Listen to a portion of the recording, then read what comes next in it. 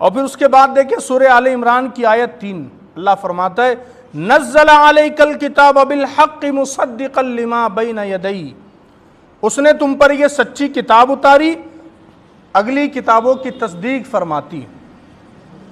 اب اس میں دو باتیں ذہن میں رکھیں۔ اللہ نے فرمایا اس نے تم پر یہ سچی کتاب اتاری، یعنی کہ قرآن خود کہہ رہا ہے کہ یہ قرآن سچا ہے۔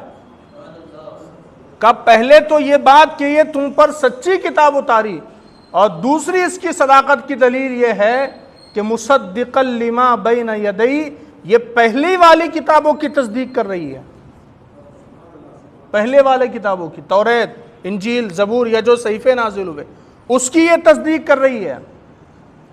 تو قرآن کی شان یہ ہے کہ نہ صرف یہ خدا کا کلام ہے بلکہ توریت، انجیل، زبور کی صداقت کی گواہی بھی قرآن دے رہا ہے۔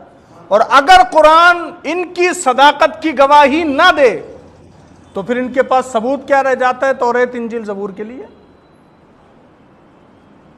اور اس کی ایک وجہ یہ بھی ہے چونکہ ان تمام کتابوں میں قرآن کا ذکر ہے، ان تمام کتابوں میں ہمارے نبی علیہ السلام کا ذکر ہے، تو وہ کتابوں میں اس کتاب کا ذکر تھا کہ یہ کتاب آخری کتاب آنے والی ہے، اور اس کتاب نے وہ راستہ بند کر دیا کہ یہ آخری کتاب ہے، اب اس کے بعد کوئی کتاب نہیں آنے والی، اس کے بعد کوئی رسول نہیں آنے والے، یہ آخری کتاب ہے۔ تو اللہ نے فرمایا یہ پرانی چیزوں کی تصدیق کرتی ہے، اور اس کے بعد کیا کہا وَأَنزَلَ التَّوْرَاةَ وَالْإِنجِيلَ، اس سے پہلے توریت اور انجیل اتاری۔ اب آپ دیکھیے اس میں ایک اور اہم چیز میں آپ کو بتاتا ہوں، قرآن مقدس میں جہاں بھی لفظ آئے گا قرآن کے نازل ہونے کے لیے، اتارنے کے لیے، وہاں نزلہ اس کا لفظ آئے گا، انزلہ کا لفظ نہیں آئے گا۔ دوسری کتابوں کے لیے انزلہ آئے گا لیکن قرآن کے لیے نزلہ آئے گا۔ اس کی وجہ کیا ہے؟ اس کی وجہ یہ ہے دوسری کتابوں کے لیے انزلہ کا لفظ اس لیے آتا ہے کیونکہ وہ ایک ہی بار میں اتار دی گئی، توریت ایک ہی بار میں پوری اتار دی گئی، زبور ایک ہی بار میں اتار دی گئی، انجیل ایک ہی بار میں اتار دی گئی۔